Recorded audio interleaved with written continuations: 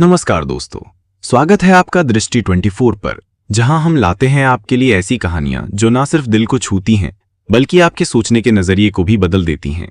आज की कहानी है एक ऐसी लड़की की जो तंगहाली में पैदा हुई, झोपड़ी में बड़ी हुई और आज एक करोड़ों की कंपनी की सीईओ बन चुकी है। ये कहानी है उस हिम्मत, जुनून और सपनों की जो हालातों के आगे नहीं झुकते। इस लड़की का नाम है कल्पना यादव। उत्तर प्रदेश के एक छोटे से गांव में जन्मी, जहां लड़कियों की पढ़ाई को बोझ समझा जाता था, जहां 2 वक्त की रोटी भी मयस्सर नहीं थी और जहां एक लड़की का सपना देखना भी अपराध माना जाता था। कल्पना का बचपन गरीबी और अभावों में बीता। मिट्टी के फर्श पर सोना, आधा पेट खाना, स्कूल जाने के लिए चप्पल तक नहीं थी। लेकिन उसके अंदर कुछ था जो बाकी सबसे अलग था। सीखने की जिद, कुछ बनने का जुनून और हालातों से लड़ने की ताकत।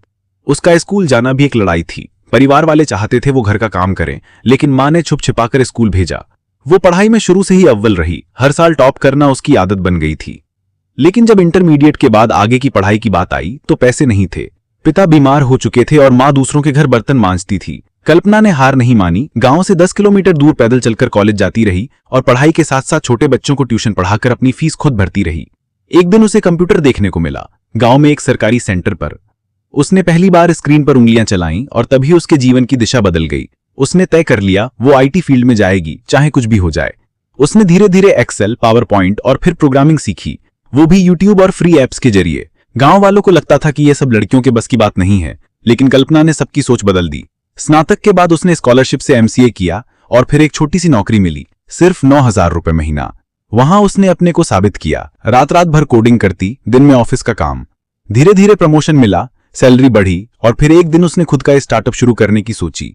लोग हंसे, बोले गांव की लड़की क्या कंपनी चलाएगी। लेकिन कल्पना ने अपनी सेविंग्स और एक दोस्त की मदद से एक सॉफ्टवेयर सॉल्यूशन कंपनी शुरू की, कार्लटेक इनोवेशंस। शुरू में काम नहीं मिला, क्लाइंट नहीं थे, लेकिन वो डटी रही। लोकल बिजनेस को वेबसाइट बनाकर दी, मोबाइल एप्स डिजाइन किए और 1 साल में कंपनी मुनाफे में आ गई। आज उस कंपनी में 50 से ज्यादा लोग काम कर रहे हैं और वो खुद 18 करोड़ की कंपनी की सीईओ है। विदेशों से क्लाइंट आते हैं, इंटरव्यू के लिए मीडिया बुलाती है और सबसे खूबसूरत बात, वो हर साल गांव की 50 लड़कियों को मुफ्त कोडिंग सिखाती है। कल्पना की कहानी सिर्फ संघर्ष की नहीं बल्कि एक आंदोलन की शुरुआत है, जहां एक लड़की ने अपने दम पर समाज की सोच को बदला।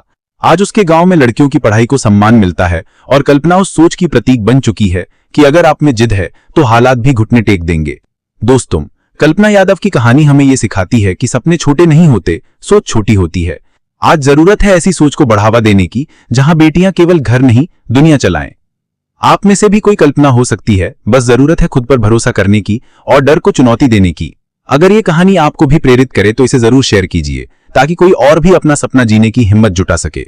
अगर आपको ये कहानी पसंद आई हो तो दृष्टि 24 चैनल को लाइक, शेयर और सब्सक्राइब करना ना भूलें। हमें कमेंट में जरूर बताएं आपको सबसे ज्यादा प्रेरणा कहानी के किस हिस्से से मिली। और हाँ, अगर आपके पास भी कोई ऐसी सच्ची कहानी है तो हमें भेजिए, हम उसे दुनिया तक पहुंचाएंगे। मिलते हैं अगली कहानी में, तब तक के लिए जय हिंद, जय भारत।